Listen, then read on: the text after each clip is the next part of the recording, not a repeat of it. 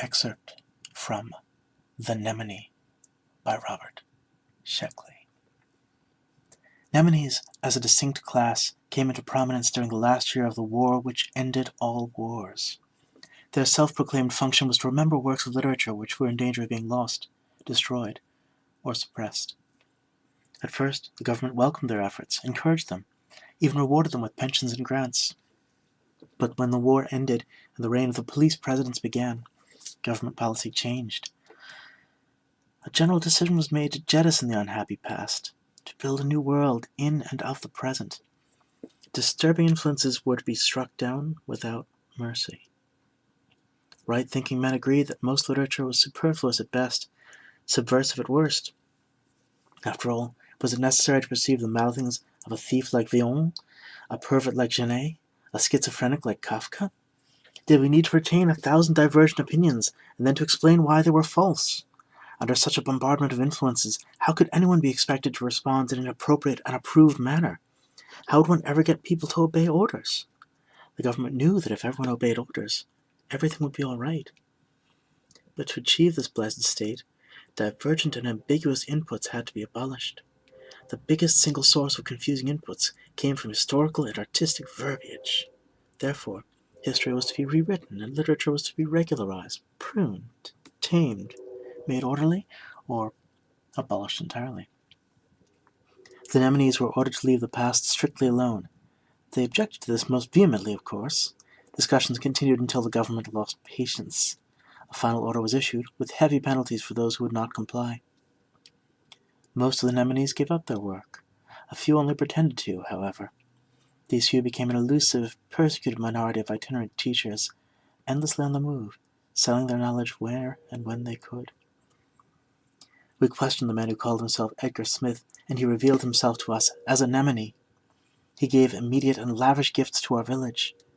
2 sonnets by William Shakespeare, Job's Lament to God, 1 entire act of a play by Aristophanes.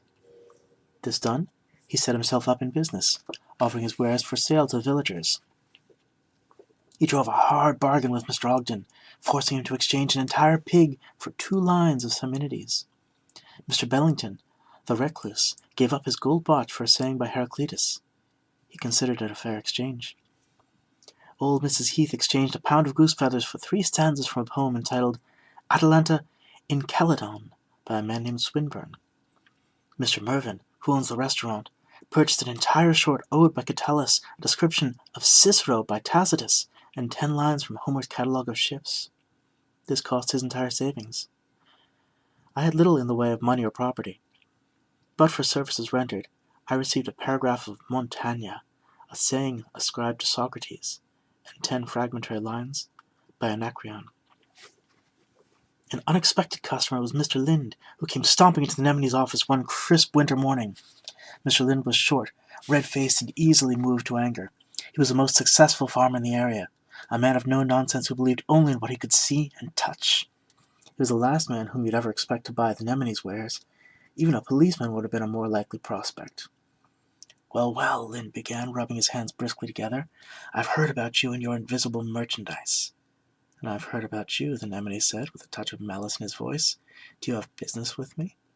Yes, by God, I do, Lind cried. I want to buy some of your fancy old words.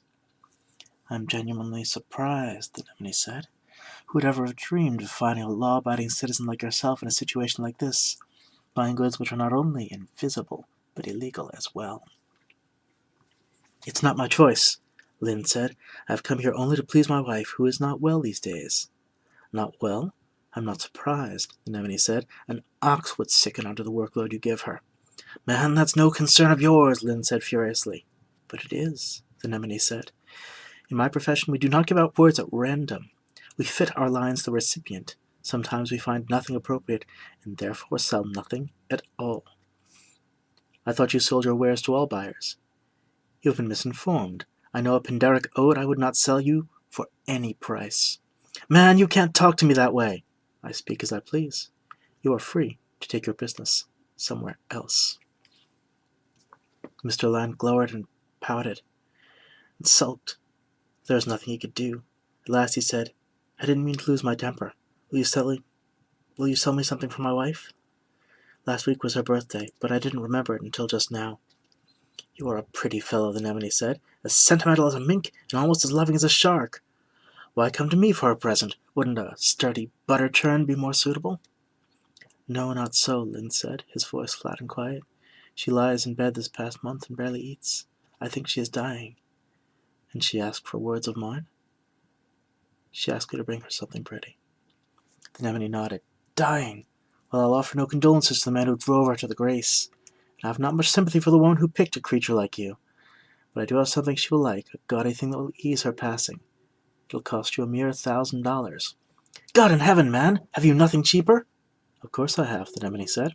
I have a decent little comic poem in Scots dialect, with a middle gone from it, yours for $200. And I have one stanza of a commemorative ode to General Kitchener, which you can have for $10. Is there nothing else?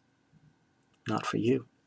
Well, I'll take the $1,000 item, Lynn said. Yes, by God, I will.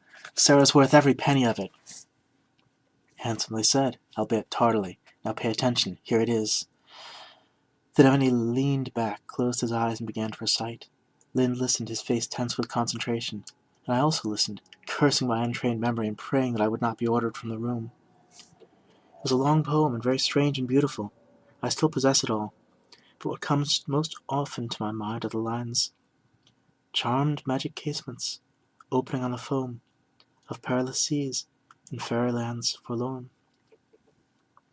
We are men, queer beasts with strange appetites. Who would have imagined us to possess a thirst for the ineffable? What was the hunger that could lead a man to exchange 3 bushels of corn for a single saying of the Gnostics? To feast on the spiritual, that seems to be what men must do. But who could have imagined it of us? Who would have thought us sufferers of malnutrition because we had no Plato? Can a man grow sickly from a lack of Plutarch, or die from an Aristotle deficiency? I cannot deny it. I myself have seen the results of abruptly withdrawing an addict from Strindberg. Our past is a necessary part of us, and to take away that part is to mutilate us irreparably. I know a man who achieved courage only after he was told of Epaminondas, and a woman who became beautiful only after she heard of Aphrodite.